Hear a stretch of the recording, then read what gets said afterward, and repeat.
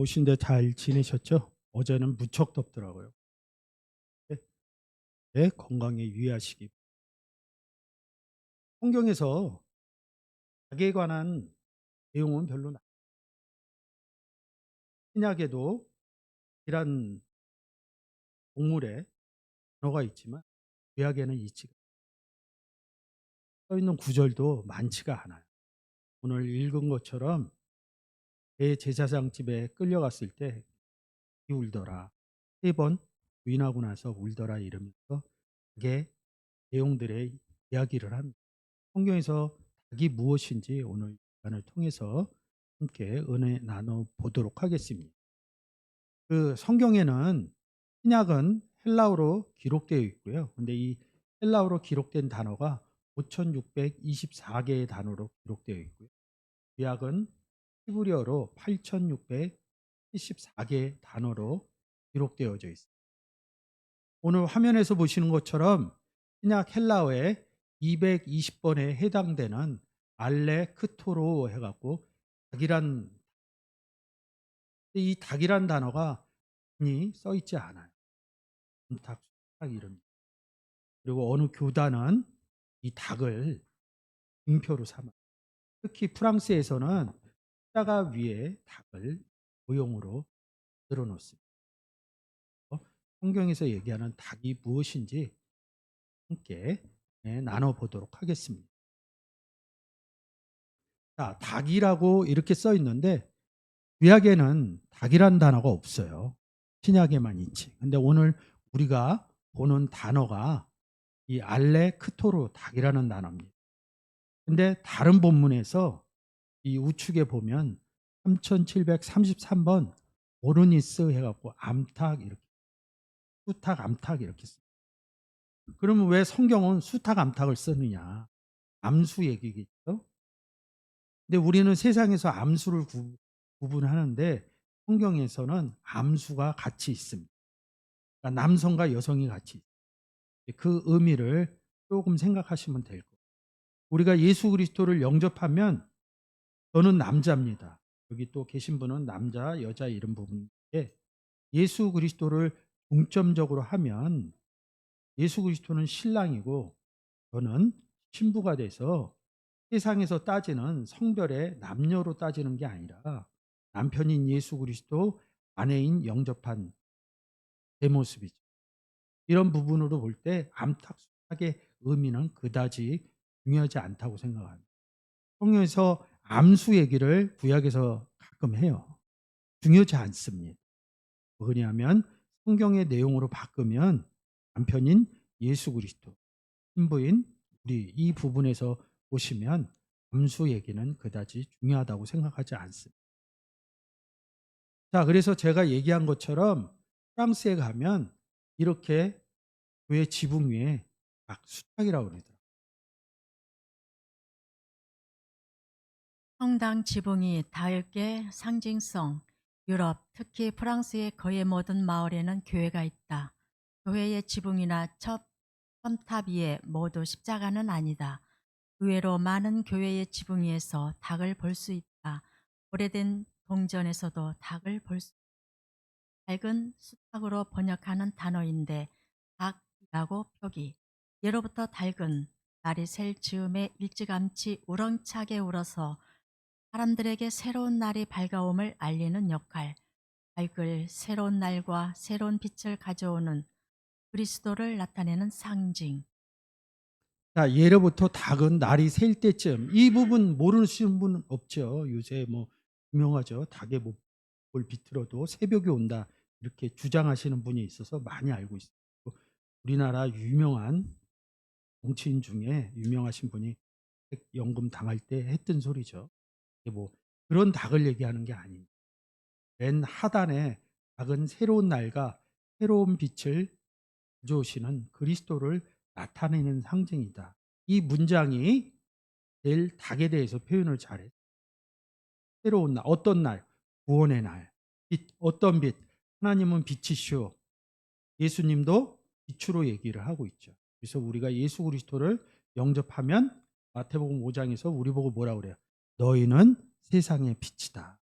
닭은 빛의 내용으로 갖고 있는 거예요. 그래서 이 닭이라는 단어로 보면 이거를 이해하기가 쉽지가 않아요. 지금 암탉, 오르니스, 닭하고 제가 같이 했죠. 이 암탉이 산에서 파생된다나요. 이 오르니스가. 이 산이 무엇이냐? 근데 제가 지금 성전 써놓고 산을 써놓고 그리고 새벽 써놓고 그리고 오레고마이 멸망하다. 이 멸망하다로 써 있는데 멸망하다입니다. 그리고 아이로라는 단어. 이게 다 공통적으로 된다는 단어입니다.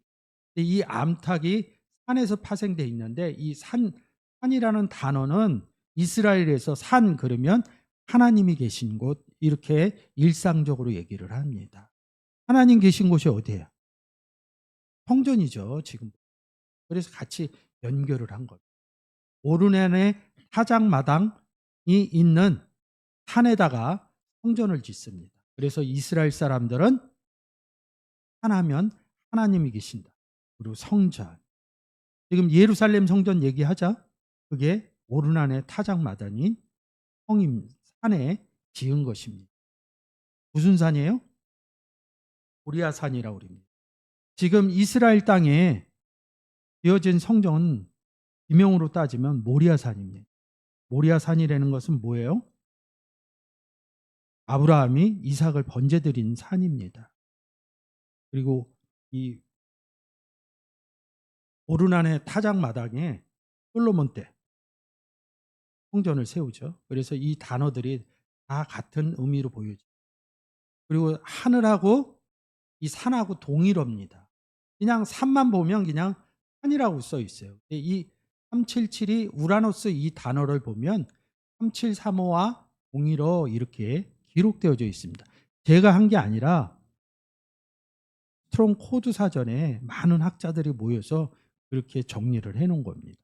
내용적으로 보면 제가 앞에서 내용적인 의미로 이야기를 한 겁니다. 그러니까 이 부분에서 잘 아셨으면 좋겠어요. 그래서 좀 전에 읽은 것처럼 닭이 새벽에 온다, 새날이 온다 이런 의미에서 말씀을 드린 거죠. 그래서 이 단어를 잘 보시면 닭이나 산이나 하늘이나 성전이나 다 같은 단어임을 여러분이 알 수 있는 거죠. 그 의미에서 보시면 좋습니다. 그래서 이 오르니스 암탉이라는 내용을 좀 보셔야 되거든요. 지금 마태복음 23장 37절하고 누가복음 13장 34절에 딱 두 구절 같은 의미로 표현이 되어져 있습니다.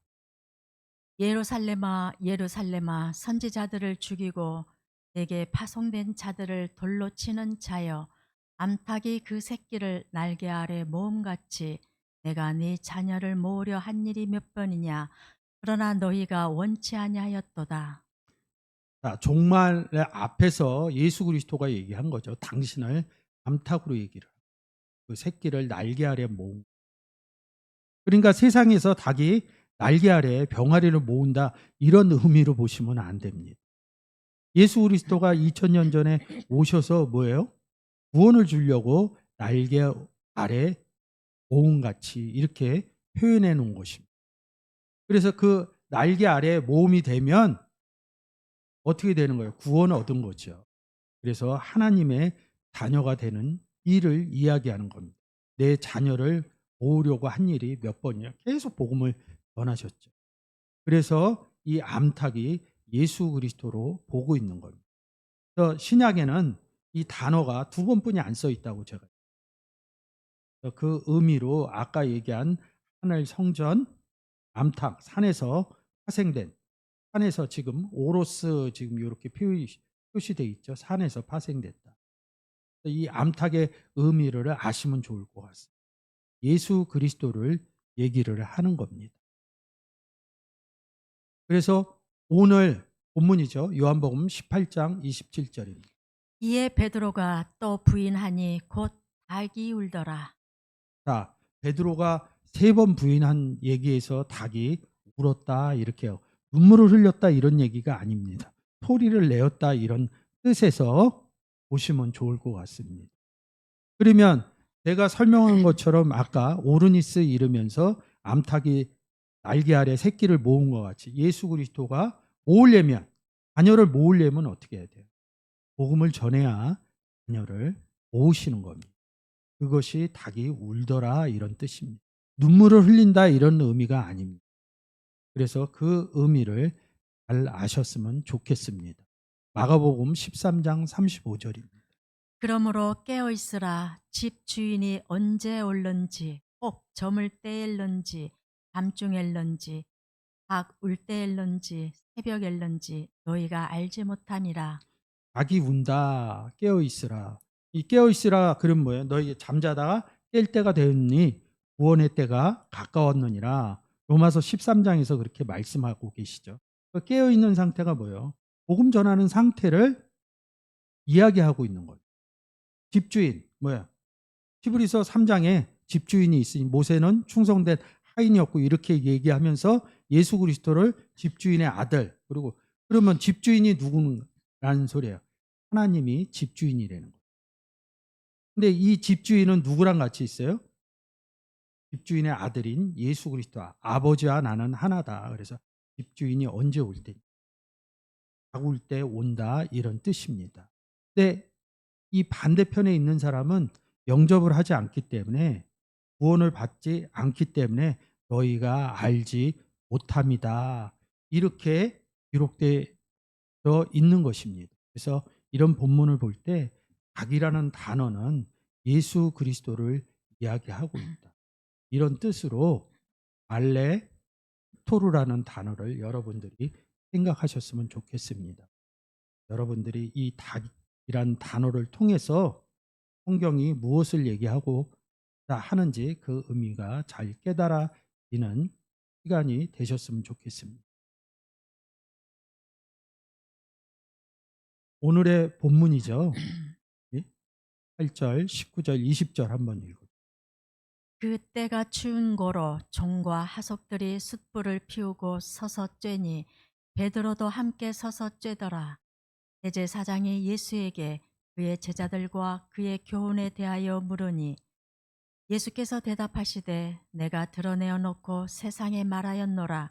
모든 유대인들의 모이는 회당과 성전에서 항상 가르쳤고 은밀히는 아무것도 말하지 아니하였거늘.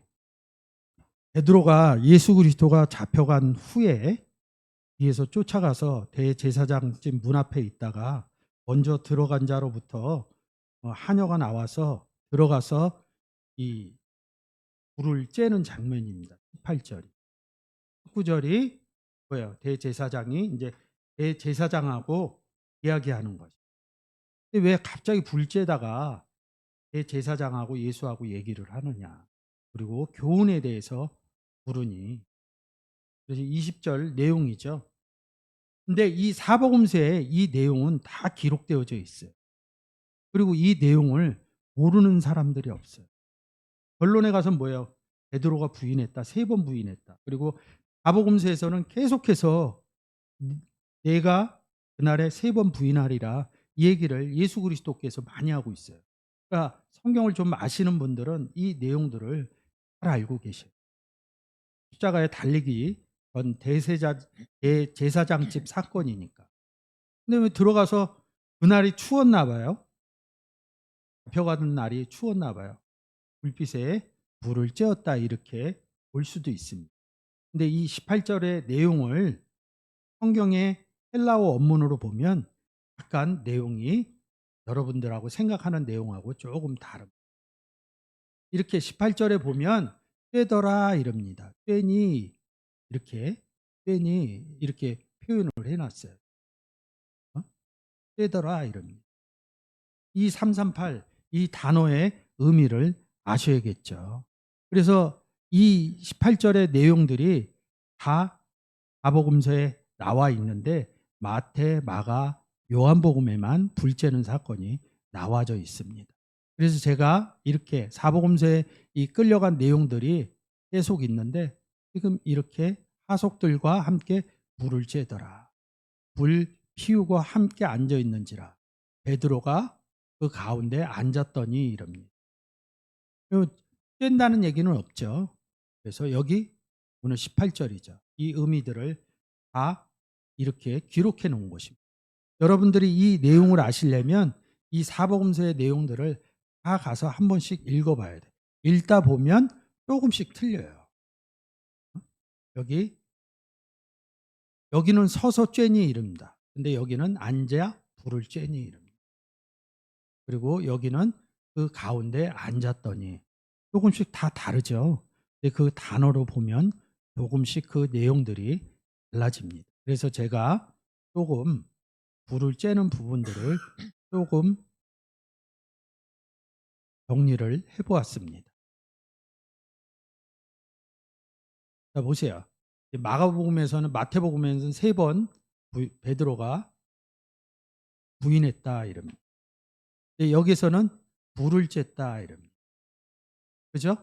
마가복음에서는 불을 쬐다. 제가 정리한 겁니다. 근데 요한복음에서는 셀로마이, 그래서 불을 쬐다 이럽니다. 그리고 8절에 숯불 이럽니다. 불이죠. 근데 누가복음에서 이 부분이 달라져요. 뭐라? 55절에서는 불, 피르 이릅니다. 그리고 56절에서는 포스 이릅니다. 포스 이릅니다. 왜 사복음서는 한글적으로는 다 똑같이 써 있는데 언어적인 의미로 보면 이런 것들이 다를까요? 마가복음에서는 빛을 비췄다 이럽니다. 그리고 누가복음에서도 지금 55절에서는 불이라고 그러고요.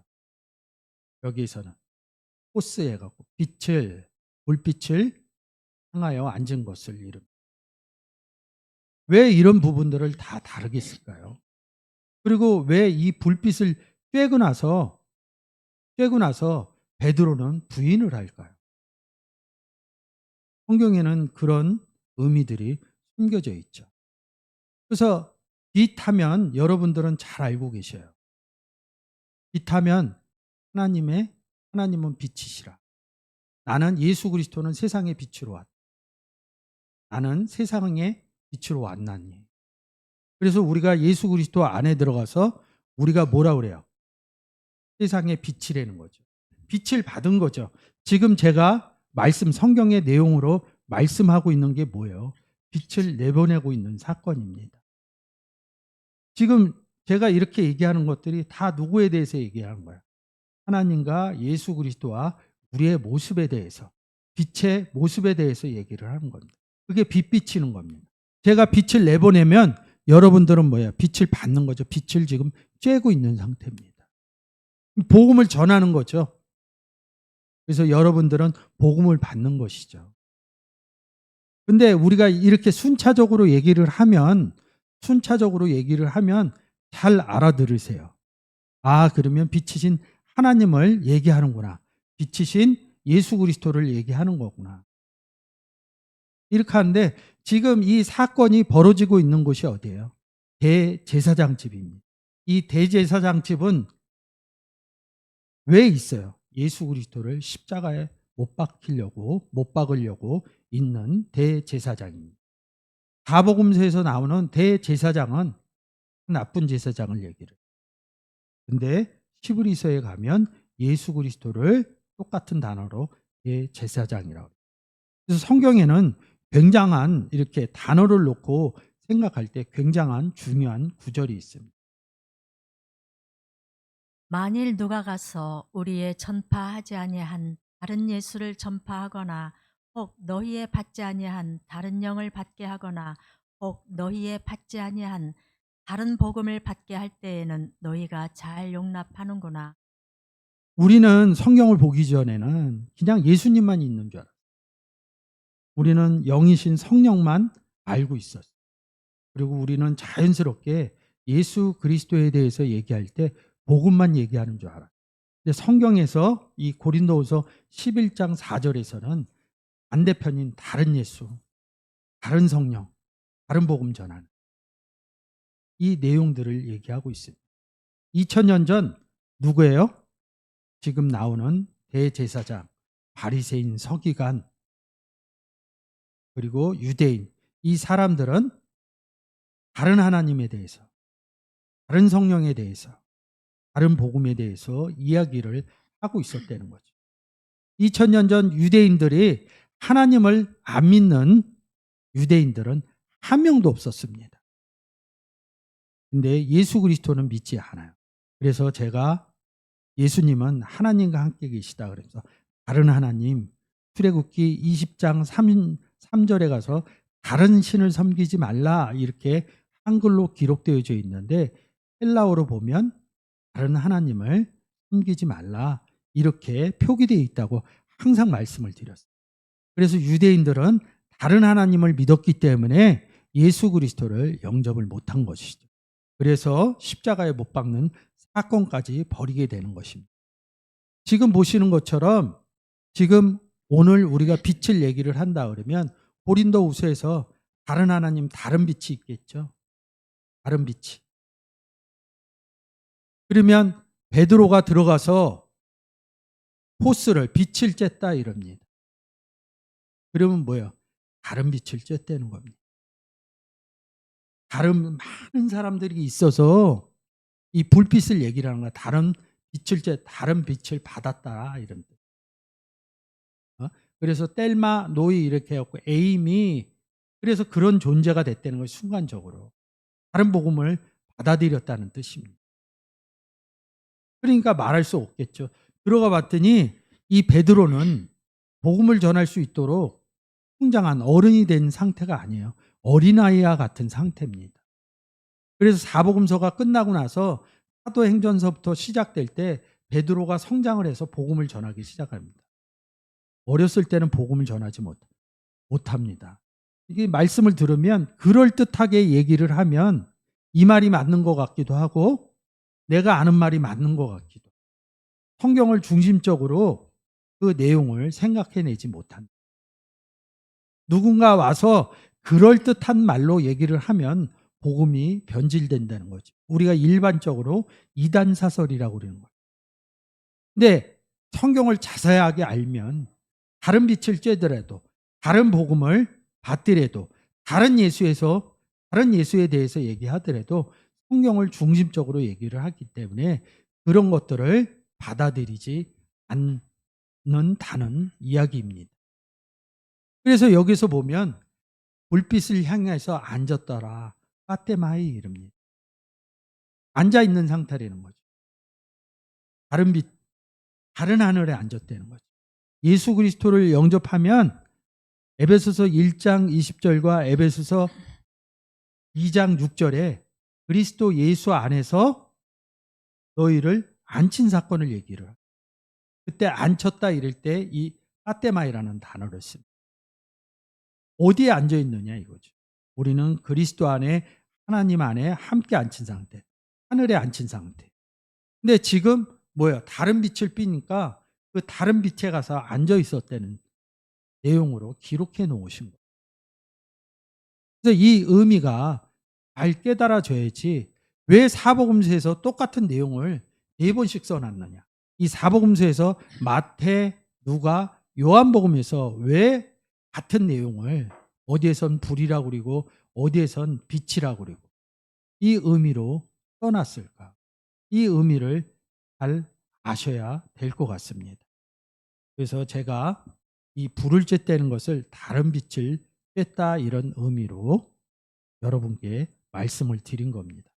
그러기 위해서는 하나님은 빛이시고 예수님은 세상의 빛으로 왔고 우리가 그리스도 예수 안에 들어가서 내가 빛이 된 사건을 성경의 내용으로 잘 아셔야 여기 와서 고린도후서 11장 4절의 내용인 다른 예수, 다른 복음, 다른 성령의 의미가 성경적인 내용으로 깨달아져야 이 내용으로 보면서 다른 포스, 다른 빛을 쬐구나 이런 의미를 유추해낼 수 있다는 거죠. 그래서 베드로가 부인할 수뿐이 없었다는 이런 사실을 성경적인 의미로 여러분들이 아셨으면 좋을 것 같습니다. 그래서 마가복음 14장 54절입니다. 베드로가 예수를 멀찍이 쫓아 대제사장의 집 뜰 안까지 들어가서 사석들과 함께 앉아 불을 쬐더라. 예, 불을 쬐더라 이럽니다. 여기 콜론 있죠? 그러면서 그 의미를 설명한 겁니다.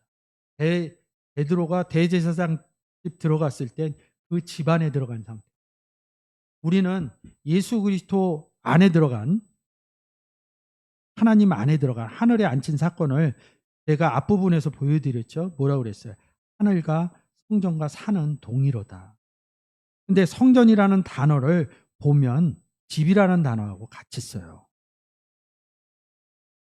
성전이라는 단어를 성전이라는 단어도 있지만 구약에선 특히 성전이라는 단어를 집이라는 단어를 씁니다. 다른 성전에 들어간 겁니다. 다른 데 소속되어 있는 의미를 얘기를 하는 겁니다. 그래서 여기 대제사장 집 홀론 지금 거기에서 벌어지는 일을 부연어로 설명해 놓은 거죠. 그래서 한글로는 불이라고 돼 있는데 이 5457이 빛이라는 단어입니다. 그래서 빛이란 단어, 하나님 빛, 예수 그리스도 빛, 그리고 구원받은 우리 빛, 포스라는 거죠. 이 의미를 제가 원문적인 의미를 보여드리는 거죠. 그러니까 여러분들이 제가 표로 보여진 사복음서로 보여진 내용을 다시 원문으로 이거는 불이 아니라 포스다 이런 단어로 보여드리는 거예요. 그래서 누가복음 25장, 22장 56절입니다. 한 비자가 베드로의 불빛을 향하여 앉은 것을 보고 주목하여 가로되 이 사람도 그와 함께 있었느니라 하니. 자, 보세요. 아까 마가복음에서는 뭐라고 그랬어요? 불을 쬐더라 이랬습니다. 근데 여기는 불빛 이럽니다. 그러니까 사람들은 불에서 나오는 빛으로 받았다는 거죠. 근데 뭐라고 그랬어요? 똑같이 포스라는 단어. 빛을 받더라 이런 뜻입니다.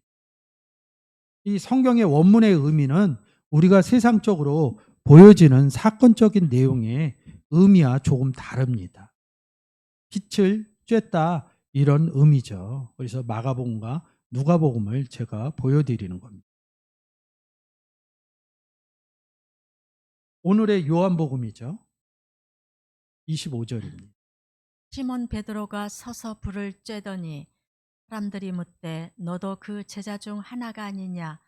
베드로가 부인하여 이르되 나는 아니라 하니. 예. 쬐더니 그런데 뭐라고 그래요? 부인했다고 그러죠. 나는 아니다. 나는 그런 존재가 아니다. 근데 왜 부인을 해요? 다른 빛을 쬐기 때문에 복음을 제대로 쬐서 받으면 복음에 대해서 예수 그리스도의 빛이신 예수 그리스도에 대해서 빛이신 하나님에 대해서 잘 비춰서 받게 되면 당연히 나가서 뭐예요? 예수 그리스도를 증거할 수뿐이 없습니다. 안 그렇겠어요? 제가 아는 하나님에 대해서 제가 아는 예수 그리스도에 대해서 얘기할 수뿐이 없습니다. 여러분 오늘 이 시간을 통해서 예수 그리스도에 대해서 알아서 뭐 하실게요? 하나님에 대해서 알아서 뭐 하시게요? 나가서 말하지 않는, 전하지 않으면 오늘 이 시간은 헛된 시간이 될 것입니다. 오늘 이 시간에 여러분들이 하나님의 빛을, 예수 그리스도의 불빛을 제대로 쬐어줬다 그러면 이야기를 나가서 복음 전하는 이야기를 해야 된대요. 근데 지금 이 사복음서에서 이 베드로는 다른 하나님, 다른 예수 그리스도를 쬐습니다. 그러니까 혼동이 온 거예요. 예수님이 가르쳐준 빛에 대해서, 하나님에 대해서, 예수 그리스도에 대해서 난 이렇게 알고 있었는데 자기는 원래 유대인이었어요. 그리고 성장할 또 다른 성장, 어부로서 자라오기 전까지 고기 잡을 정도면 그도 하나님에 대해서, 다른 하나님에 대해서 얘기하던 베드로였다는 거죠. 근데 이 대제사장 집에서 이 다른 불빛을 쬐니까 혼동이 온 거예요. 다른 복음을 받아들이니까 말을 못한 거예요. 예수 그리스도를 여기서 한글적인 의미로 보면 베드로가 누구를 부인했다는 거예요. 내용적으로 보면 예수님을 부인했다 이런 의미로 우리는 한글적인 의미로 보여지는 거죠. 근데 이 단어는 아르네우마이 이렇게 해갖고 부인하다 이런 뜻인데 뭐예요? 이 의미를 제가 해석해 놨습니다. 이 부분에서도 베드로가 또 부인하니 닭이 울더라 이런. 이 부인하니 뭐예요? 부인한다는 단어가 아르네오마이 이렇게 써 있죠. 근데 이 단어가 에오라는 단어에서 말하다라는 단어에서 온 단어입니다. 이게 레오라는 단어가 많이 써 있어요. 하신 말씀, 요게 레오에 대해서 써놓은 것입니다. 선지자 이사야. 그러니까 우리가 지금 제가 얘기하고 있잖아요. 이게 레오라는 단어예요. 복음에 대해서 얘기할 때 레오라는 단어를 씁니다. 뭐 다른 단어도 많아요. 근데 이 단어를 설명하기 위해서 이 레오, 말하다 이런 단어들이 여러 단어가 있어요.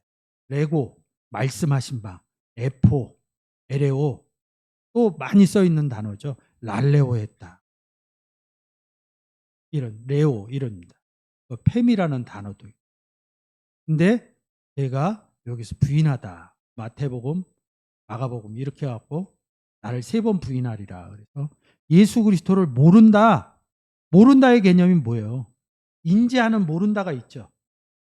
이렇게 안면적으로 모른다 이게 있고 뭐야? 지식적으로 모른다 이런 부분도 있겠죠. 이 의미를 잘 생각하셔야 돼요. 그래서 이 레오라는 단어에서 아르네오마이라는 단어가 이렇게 나오는 거예요. 그래서 그러면 이 아르네오마이가 지금 말하다의 뭐예요? 알파 부정적 불변사를 합쳐놓으면 뭐예요? 무슨 뜻이야? 말하지 못한다 이런 뜻이에요. 부인하다가 나 당신 몰라 이런 뜻이 아닙니다. 원론적으로 뭐예요? 제가 이 시간 여러분들이 복음의 빛을 받아서 지식이 쌓이고 하나님과 예수 그리스도에 대해서 알면 뭐하냐 제가 이렇게 말씀드렸죠. 나가서 전하지 않으면 알면 뭐하냐 이런 뜻으로 얘기를. 복음을 전하지 않는, 복음에 대해서 말하지 못하는 상태가 아르네오마이 부인하다 이런 뜻입니다. 그 사람에 대해서 난 그 사람하고 인과관계가 없어요. 이런 뜻으로 얘기한 게 아닙니다. 예수 그리스도에 대해서 복음에 대해서 말하지 못했다. 다른 불빛을 쬐으면 다른 복음을 나에게 전했으면 뭐예요? 예수 그리스도는 이렇지가 않아요. 하나님은 이래요. 복음에 대해서 얘기를 해요. 오늘날 다른 복음은 성경과 다르게 얘기하시는 분들이 너무도 많습니다. 제가 볼 때. 그래서 저는 성경의 원문인 시브리어 헬라어를 보면서 이런 단어의 뜻을 찾아내게 된 것입니다. 여러분들이 하나님 빛에 대해서 예수 그리스도 불빛에 대해서 잘 아셔갖고 삶으로 돌아가서 빛을 비치는 복음을 전하는 베드로와 같이 어렸을 때처럼 말하지 못하는 상태가 아니라 레오하는 복음에 대해서 얘기하는 이런 상태가 이어지시길 바라겠습니다. 베드로가 부인했다는 것은 예수 그리스도에 대해서 복음에 대해서 다른 복음이 비춰질 때 얘기를 못했다는 거죠. 그랬더니 뭐예요? 곧 닭이 울더라.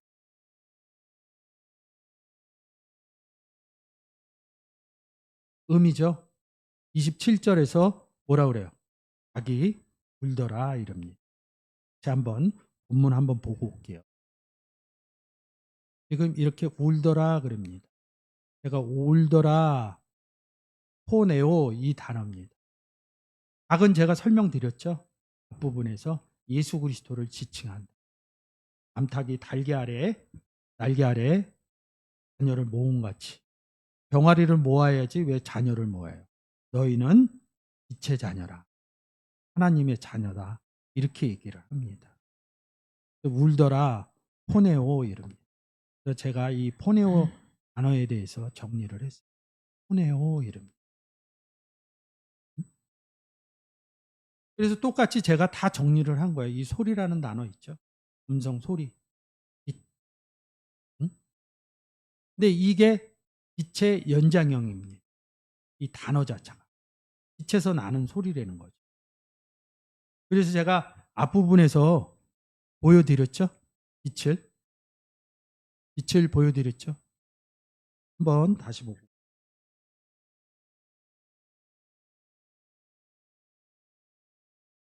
하나님은 빛이. 호스 얘기하는 거죠.